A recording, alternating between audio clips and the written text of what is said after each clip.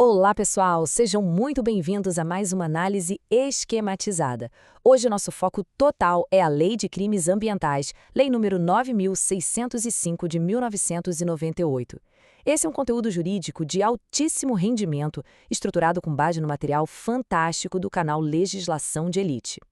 A gente sabe que essa legislação costuma ser uma verdadeira pedra no sapato na hora das provas, não é? Ela é cheia de detalhes técnicos, exceções e regras que se cruzam de um jeito bem perigoso, mas fiquem tranquilos. O nosso objetivo aqui é ir direto ao ponto, cortar os excessos e focar inteiramente naquilo que as bancas realmente cobram.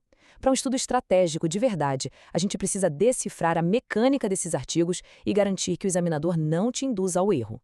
Para organizar o nosso roteiro, a gente dividiu essa análise em 5 pilares fundamentais. O primeiro é a base da lei ambiental. Depois, passamos para os crimes contra a fauna, em seguida flora, incêndios e balões. O quarto ponto foca nas excludentes e regras processuais. E para fechar com chave de ouro, o item 5 traz as principais pegadinhas de provas. Então, vamos lá para a nossa seção 1, a base da lei ambiental e o seu mapa de incidência em provas. Olha só, dominar essa lei não significa sentar e ler de ponta a ponta sem nenhum critério. As bancas examinadoras moldam as questões em torno de focos super específicos, cobrando pesadamente as particularidades de fauna, flora, pesca e excludentes. O segredo é abandonar aquela leitura cronológica e ter uma compreensão estratégica. Anotem aí, os artigos 29, 30 e 32 são, sem dúvida, o coração dos crimes contra a fauna. O artigo 35 monopoliza a parte da pesca. O artigo 37 é absoluto para definir as excludentes de licitude. E, finalmente, os artigos 38, 40 e 42 reúnem as infrações mais quentes sobre a flora. É exatamente no domínio profundo desses dispositivos que os pontos das provas estão escondidos. Avançando para a nossa seção 2, crimes contra a fauna. Vamos entender as distinções fundamentais para você gabaritar. O grande truque para resolver questões dessa categoria de forma rápida é entender as diferenças sutis entre previsões legais que parecem iguais, mas não são. Um exemplo clássico é o contraste entre o artigo 29 e o artigo 30. O artigo 29 é a regra geral, é aquele guarda-chuva que abrange condutas como matar, perseguir ou caçar a fauna silvestre como um todo. Já o artigo 30, ele é uma norma extremamente restritiva. Ele pune apenas e tão somente a conduta de exportar pele ou couro, e detalhe, especificamente de anfíbios e répteis. Imagina uma questão contando uma história de um sujeito exportando pele de onça pintada, que é um mamífero, e afirmando que ele cai no artigo 30. Está completamente errado. Essa é a típica armadilha de tentar aplicar a regra dos répteis a outras espécies. Uma outra diferença gritante e que despenca em concurso está no artigo 32, que trata de maus tratos. Aqui, a punição muda drasticamente dependendo de quem é a vítima. Se o abuso for contra um cavalo, um papagaio ou um boi, o crime cai na regra geral, no caput do artigo, que tem uma pena até leve, de 3 meses a 1 ano. Mas presta muita atenção, a Lei Sanção de 2020 criou uma qualificadora específica. Se o abuso for contra um cachorro ou um gato, o cenário muda totalmente. A pena dá um salto enorme, indo para reclusão de 2 a 5 anos, além da multa e da perda da guarda do animal. Quando a gente consolida essas condutas e penas num quadro comparativo, a compreensão fica muito mais sólida. Um detalhe crucial que você precisa guardar na memória são os aumentos de pena previstos lá no artigo 29. A pena aumentada pela metade se a caça for de espécies raras ou ameaçadas de extinção, tipo araras-du, ou se for cometida à noite, que é quando os animais estão mais vulneráveis.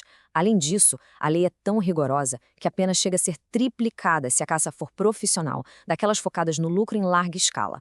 E por que o número 4 é tão estratégico aqui? Bom, no direito processual penal, 4 anos é a pena máxima que permite ao delegado de polícia conceder fiança ali mesmo, na delegacia. Como a gente acabou de ver, a qualificadora para os maus tratos contra cães e gatos atinge até 5 anos de reclusão. A matemática entrega tudo. O limite legal de 4 anos é ultrapassado. A consequência direta disso nas provas é que, nesses casos específicos de cães e gatos, o delegado fica de mãos atadas. É impossível arbitrar fiança pela autoridade policial. Somente o juiz vai poder decidir sobre a liberdade provisória. Para fechar essa parte sobre animais, um recado rápido e direto sobre a pesca.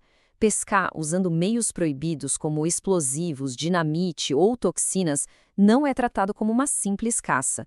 A legislação criou tipos penais próprios e independentes para essas condutas lá no artigo 35. As bancas adoram tentar enganar quem está desatento descrevendo o uso de veneno num rio e perguntando se aplica a regra geral da fauna silvestre. Não caia nessa. Os peixes e a pesca predatória têm um espaço inteiramente autônomo na lei. Entrando agora na nossa seção 3, Flora, Incêndios e Balões. Vamos ver onde mora a perigosa armadilha dos crimes culposos. É absolutamente vital observar como o legislador tratou a modalidade culposa, aquela feita por imprudência ou negligência, de formas totalmente diferentes dependendo do estrago. Olha a diferença. No artigo 38, se ocorrer a destruição de uma área de preservação permanente de forma culposa, a regra manda reduzir a pena à metade. Tem uma mitigação clara aí. Mas, quando a gente olha para o incêndio florestal no artigo 41, a lógica penal é outra. Causar um incêndio culposo não garante esse benefício da redução pela metade. O legislador criou uma pena autônoma e específica, separada da dolosa, fixada em detenção de 6 meses a 1 ano. E por que isso? Porque o fogo tem um poder destrutivo imenso. A perda de controle é tão grande que exige punição autônoma, independentemente da intenção. Ainda sobre o perigo do fogo, outro tema clássico é o artigo 42, fabricar, vender ou soltar balões. Para interpretar isso do jeito certo, a gente precisa olhar para a finalidade da norma, que é prevenir incêndios catastróficos, ou seja, o balão tem que ter um potencial incendiário real. Não existe crime algum em soltar bexigas inofensivas em uma festa infantil ou balões meteorológicos controlados. Interpretar a lei de forma literal, ignorando o risco real de incêndio, é o que leva muita gente a perder pontos valiosos nas questões de múltipla escolha. Chegamos à seção 4, excludentes e regras processuais, com foco especial no artigo 37 e na tipificação correta. O artigo 37 é fundamental porque ele delimita exatamente quando ferir ou abater o animal deixa de ser crime e vira uma conduta permitida pelas excludentes de licitude. Por exemplo, o abate é lícito em estado de necessidade, tipo para saciar a fome extrema de uma família ou quando é feito para proteger um rebanho contra predadores nocivos, desde que com autorização do órgão competente. Mas muito cuidado com a nomenclatura nas provas. Não existe a figura da legítima defesa contra o animal agindo pelo instinto natural. Legítima defesa é para repelir a agressão humana injusta. Quando o perigo vem do ataque de uma fera, o termo técnico correto que você tem que buscar na alternativa é estado de necessidade. Para não dar branco na hora da prova, a gente sugere um passo a passo estruturado em 4 etapas para tipificar essas condutas. Passo 1. Identifique rapidamente qual é a ação e qual bem atingido. É fauna, flora ou pesca. Passo 2. Verifique os elementos normativos no texto. Tinha licença prévia? Faltava licença? Passo 3. Procure ativamente as causas de aumento, aquelas majorantes ou as qualificadoras mais severas. E o passo 4. Feche o raciocínio avaliando as consequências processuais, como aquela questão da fiança pelo delegado, que a gente já destrinchou. Vamos aplicar esse passo a passo na prática? Pensa na clássica pegadinha dos experimentos científicos em animais, lá no artigo 32, parágrafo 1º. Fazer experimento não é, de forma automática, um crime. A conduta só vira criminosa por causa de 2 fatores que são obrigatoriamente cumulativos. O ato precisa ser doloroso ou cruel e tem que ficar provado que existiam tecnologias alternativas que dispensariam o uso do animal, mas que não foram usadas. Se a questão não trouxer a soma desses 2 requisitos, a conduta deixa de ser crime. Eles precisam andar de mãos dadas. Agora a gente vai para a seção 5, reta final, as principais pegadinhas de provas. Vamos ver onde a banca costuma montar as piores armadilhas. Um dos pontos de maior confusão é sobre a guarda doméstica de animais silvestres. Imagina alguém que cria um passarinho em casa, super bem cuidado, uma espécie que não está ameaçada. As alternativas de prova adoram dizer que isso é um fato atípico, ou seja, que não é crime. Cuidado, isso é falso. Manter fauna silvestre sem licença continua sendo crime. A grande diferença é que, para esse cenário, a lei incluiu a possibilidade do perdão judicial. O juiz reconhece que foi crime, sim, mas perdoa o ato e não aplica a pena. Saber a diferença entre fato atípico e perdão judicial vale ouro. Outro princípio inviolável do direito penal: a qualificadora para cães e gatos nunca aceita analogia. Você não pode, de jeito nenhum, aplicar aquela pena mais pesada para um coelho ou um furão de estimação.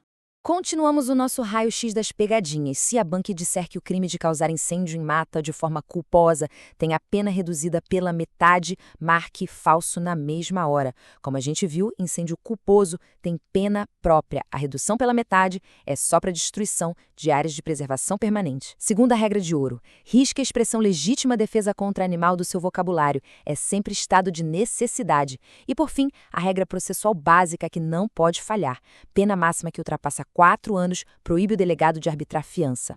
Prestem muita atenção nessa proporção penal exata, aumento de 1/6 a 1/3. Essa é a majorante específica para quando os maus-tratos resultam na morte do animal. É fundamental não confundir uma majorante, que aumenta a pena em infrações lá na terceira fase do cálculo do juiz, com uma qualificadora, que já muda logo de cara os limites da pena base de forma inteira. Ter esse rigor com as categorias jurídicas e dominar esses números com precisão é o que garante a segurança nas questões mais complexas. Para fechar nossa análise, a gente deixa essa reflexão. Com o nível atual da concorrência, a preparação não pode ficar na superficialidade. Um estudo de elite exige precisão técnica absoluta nessas regrinhas, frações e exceções. Escorregar em um detalhe processual muitas vezes é o que custa aquela tão sonhada vaga. Dominar a Lei 9.605 de ponta a ponta, sem achismos e com mapeamento das bancas, é o que realmente constrói um caminho sólido até a lista de aprovados. Muito obrigada por acompanhar essa explicação e até a próxima.